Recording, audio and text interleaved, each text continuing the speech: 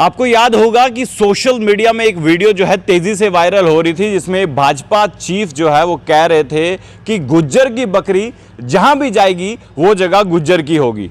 ये सवाल फिर हमने भारतीय जनता पार्टी के अध्यक्ष रविंद्र रैना से भी पूछे कि अगर गुज्जर की बकरी क्या आपके घर जाएगी तो क्या वो घर अब गुज्जर का हो जाएगा।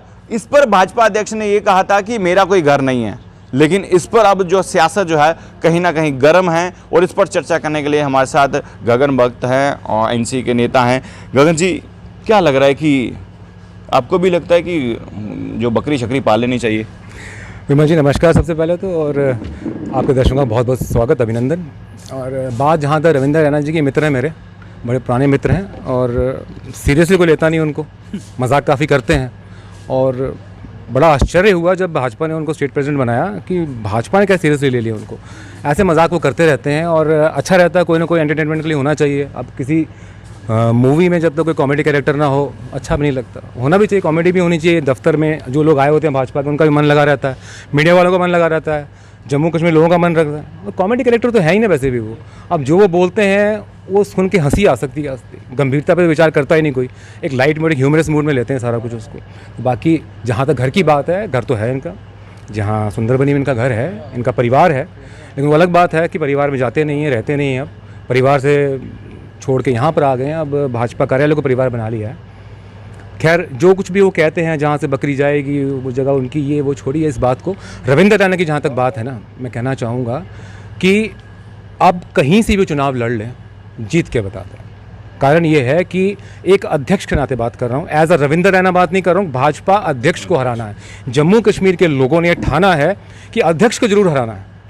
बाकी किसी आगे पीछे के नेता को हराए ना हराए, पर अध्यक्ष, जो भी अध्यक्ष होगा ना भाजपा का, चाहे रविंद्र रैना जी होंगे चाहे कोई और होगा, उसको हराना ज़रूर है। और जम्मू कश्मीर के लोगों ने ठाना हुआ है, माना हुआ है। और आप खुद देख लीजिएगा आके, ये 50 के पार की बात कर रहे हैं, आपके 5 के पार नहीं जा पाएंगे।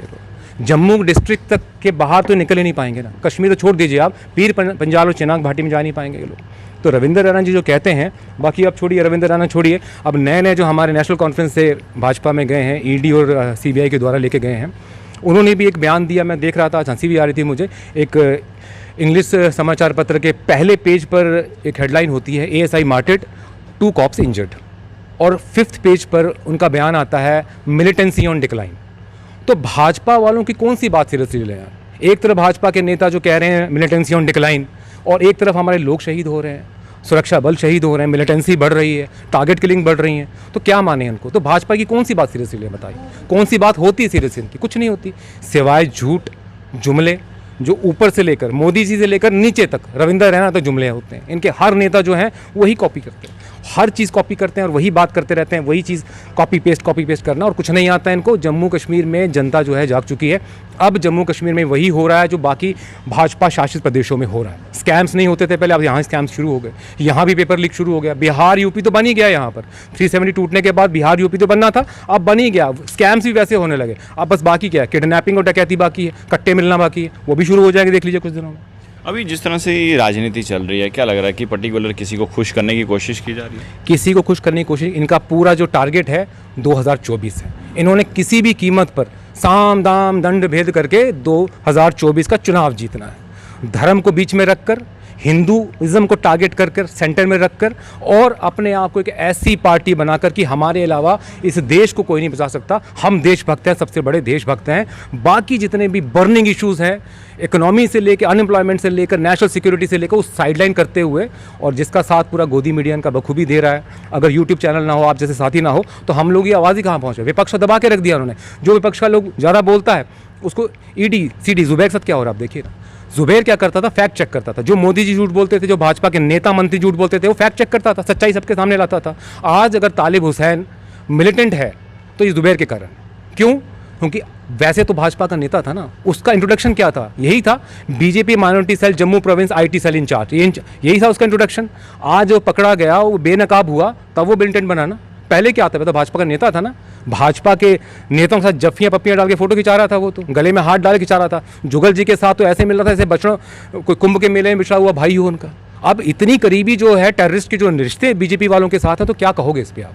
स्कैम्स यहाँ हो रहे हैं, कवर अप्स यहाँ हो रहे हैं। अमरनाथ यात्रा की जो ट्रेजिडी हुई है उस पर कवर अप हो रहा है। आज जो मनोज सिन्हा साहब जो हैं, उनका जो एक चहेता था, पहले उनका सेक्रेटरी आता है, फिर श्राइन बोर्ड का सेक्रेटरी बनता है, सीईओ बनता है, और आज यहाँ पर एक फ्लड बेसिन में जो फ्लड चैनल में आप टेंट लगाए जाते हैं, 25 टेंट लगाए जाते हैं, लोग मारे जाते हैं, मरवाए जाते हैं। मैं तो कहूँगा ये खामखा।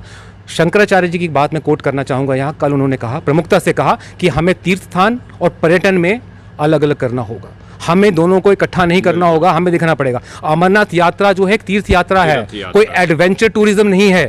कोई यहाँ पर हमने कोई वहाँ पर रॉक क्लाइंबिंग नहीं करनी है। यहाँ श्रद्धालु आएंगे, तीर्थ यात्रा है, जो 12 लिंगम है उनमें से एक लिंगम है।